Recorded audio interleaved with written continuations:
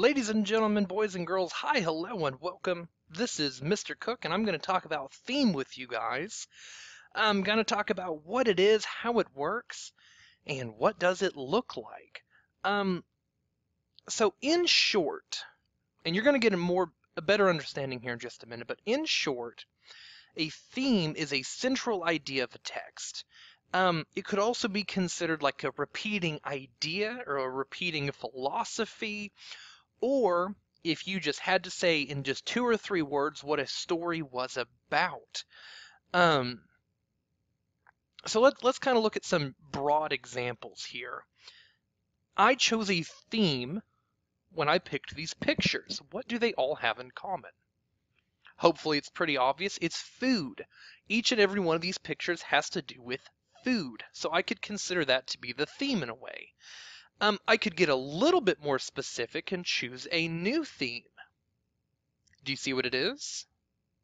More specific than just food would be Chinese food, which, by the way, is my favorite. General Tso's chicken, teriyaki chicken, shrimp fried rice. Oh man, there's really you can't go wrong with Chinese food. I love it. But maybe that's just me. If I wanted to be really, really specific, I could probably choose some, I don't know, outlandish theme of food to show you, like um,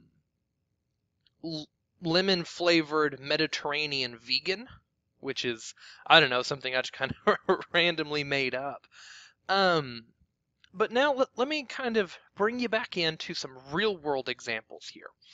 I don't know how many of you watch America's Funniest Home Videos, but I would definitely say a very common theme would be things like getting hurt, silly children, and crazy pets. Um, Modern day religion, most of them seem to be pretty much about peace, love, and community. So I would consider that to be a theme that most of them share. A lot of holidays have a theme, like New Year's Day. The theme of New Year's Day is starting new, starting fresh, having a new opportunity, right? Changing your life. New Year's Day's a big deal in my family for those reasons, and it usually lasts maybe 2 weeks or so. Maybe it's better in yours. Who knows? So those are some real life examples of theme. Literary theme has lots and lots of examples. Um, I thought of a few on my own and then did a quick Google search where I found a website called 101 Book Themes. And I just kind of snipped pictures off of here.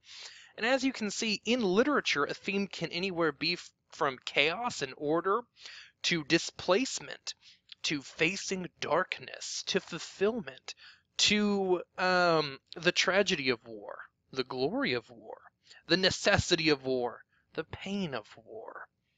If you'd like, feel free to pause the video and kind of read through these. There is a lot. And I kind of skipped here. Here's the E's, and then I went straight from I to Q. Um, so there were a few that just didn't make the cut, unfortunately. I couldn't fit them all on the page. Poems usually always have a very distinct theme that should be easy to prove. For example, the poem Lochinvar by Sir Walter Scott, which is absolutely one of my all-time favorite poems. And I hopefully after this you'll see why, but it has a theme, I believe, of persistence, and my mission is to prove that to you. So here is the actual poem, Lochinvar by Sir Walter Scott. Notice all of these green words. These are words that have been defined for us at the bottom of the page. For those of you who would like to follow along in your books, I'm in the Classics for Young Readers, page 50.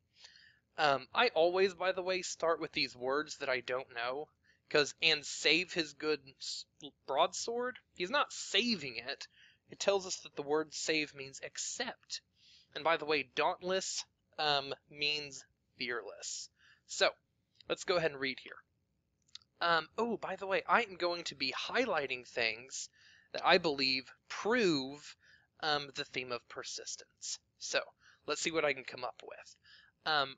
Oh, young Lochinvar's come out of the west, through all the wide border his steed was the best, and save his good broadsword he weapons had none, he rode all unarmed and he rode all alone. So faithful in love and dauntless in war, there never was knight like the young Lochinvar. We don't see anything here that shows persistence, but this is a fantastic introduction to the character Lochinvar. You know, it's basically saying that he's extremely brave, right? So the only thing he has is his broadsword, um, which is kind of a big deal, and you'll see why here in a minute. He was basically unarmed. He was all by himself, so he was very brave. It also says that he's faithful in love, and he's fearless in war, and there was never anyone like him. So it's safe to say that Sir Walter Scott thinks that Lochinvar is the bee's knees, right? He's a big deal. So let's see what else it says.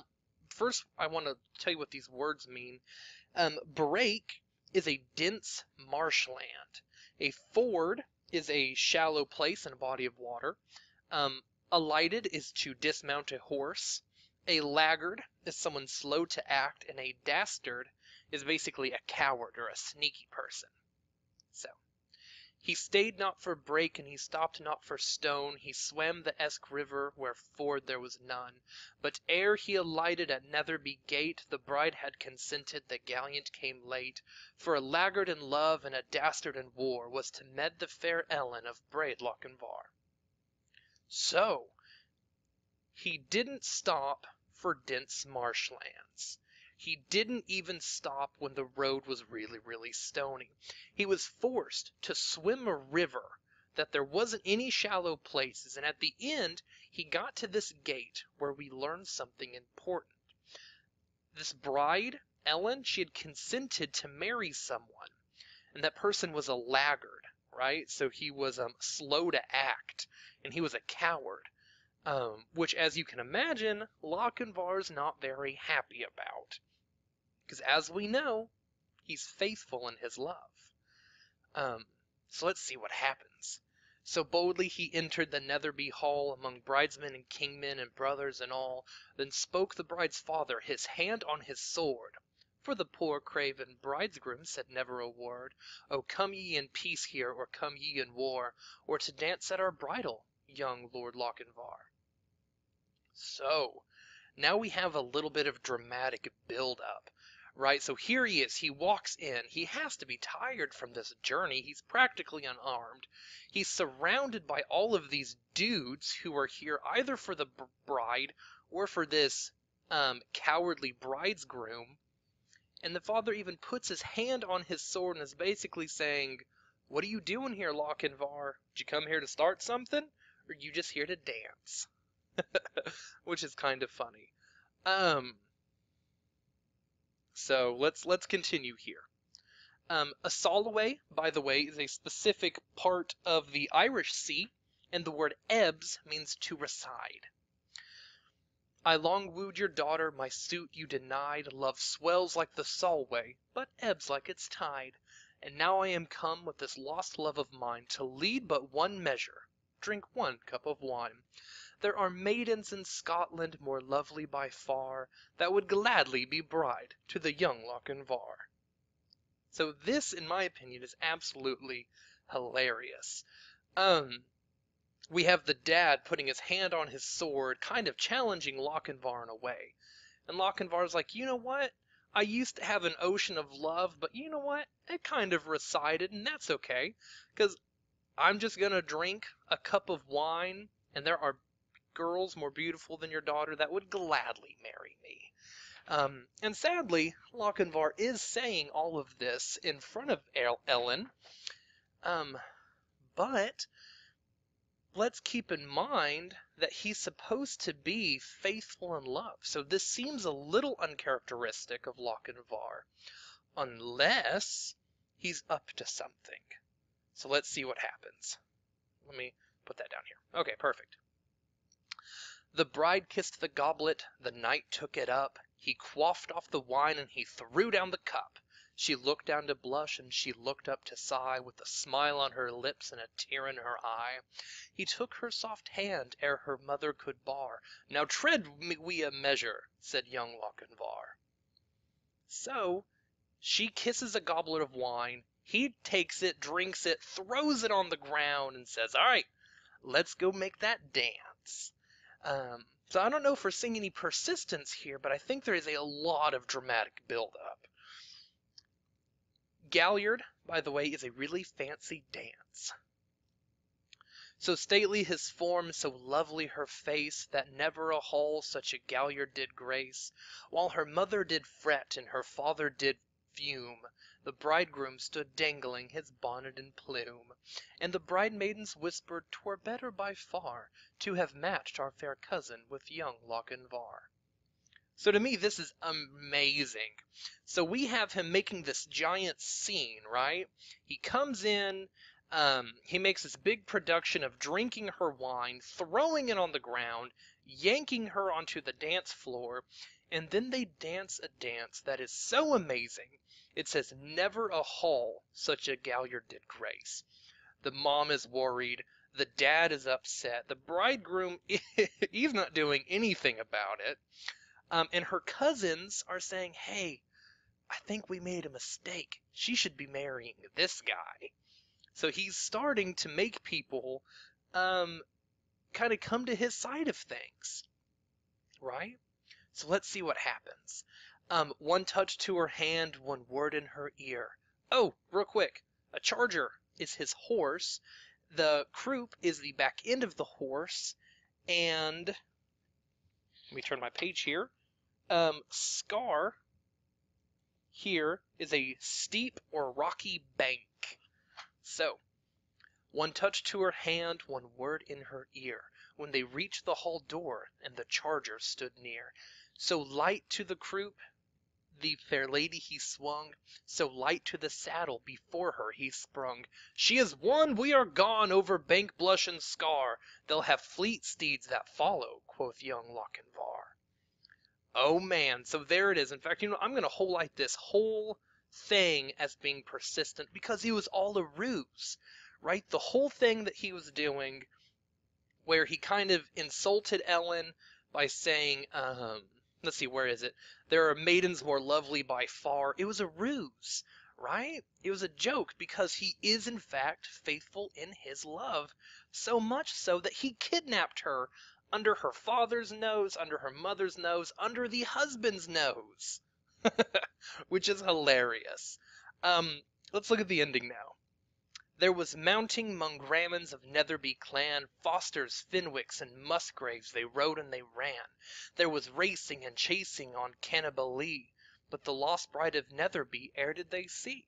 So daring in love and dauntless in war, have ye e'er heard of gallant like young Lochinvar?"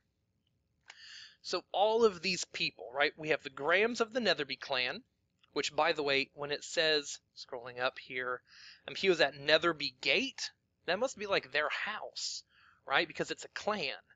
There's also the Fosters, the Fenwicks, the Musgraves. They are all riding and running. They're chasing. But at the end, they didn't even catch her. So, if you think about it, it is his persistence that made him go all of that way to get to the wedding. It was his persistence that allowed him to stand in front of her entire family and his entire family and basically challenge them, allowed him to make this giant scene, to have this beautiful dance, and to essentially kidnap her from those who would basically take her away from him. So, I think if we had to write a paper about the theme being persistence, we could easily do it now. So hopefully you agree that I succeeded in my mission of proving it. Before class, I want you to read Annabel Lee. I want you to decide what you think the theme is and get ready to prove it. We'll talk about it quite a bit in class. Thank you guys for watching. I hope you enjoyed Lochinvar as much as I do.